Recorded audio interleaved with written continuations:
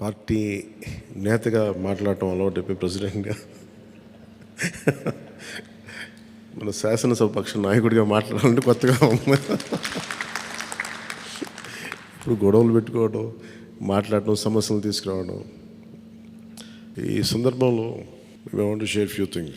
చాలా ఒంటరి ప్రయాణం చేశాం. జాతీయ స్థాయి నాయకులు కూడా ఢిల్లీలో వాళ్ళు అడుగుతుంది ఏంటంటే నువ్వు ఎలా పార్టీ నడిపావు?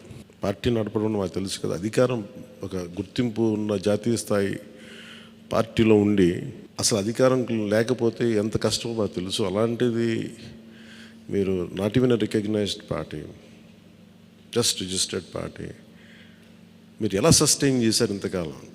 ప్రేమించే జన సైనికులు, వీర మహిళలు, జనసేన మద్దతుదారులు, వారి వల్ల మేము బలంగా నిలబడగలిగాం.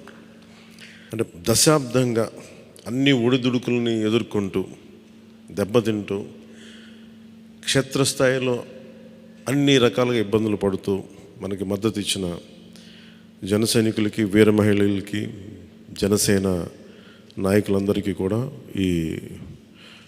వారికి నా మనస్ఫూర్తిగా నా అభినందనలు తెలియజేస్తూ ఉన్నాను. కక్ష సాధింపులకి సమయం కాదు ఇది.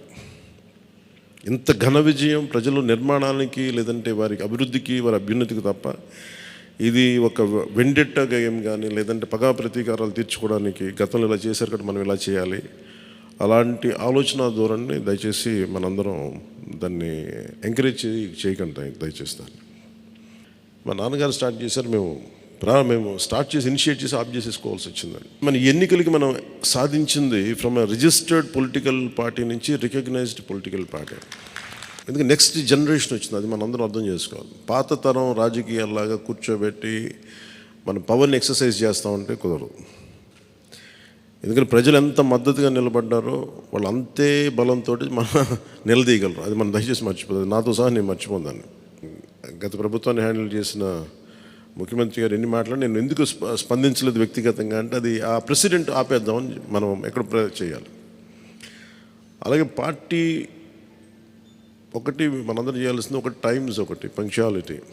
రోజున రాష్ట్ర ఎన్డీఏ నాయకులు మనం ఎన్నుకోవాలి.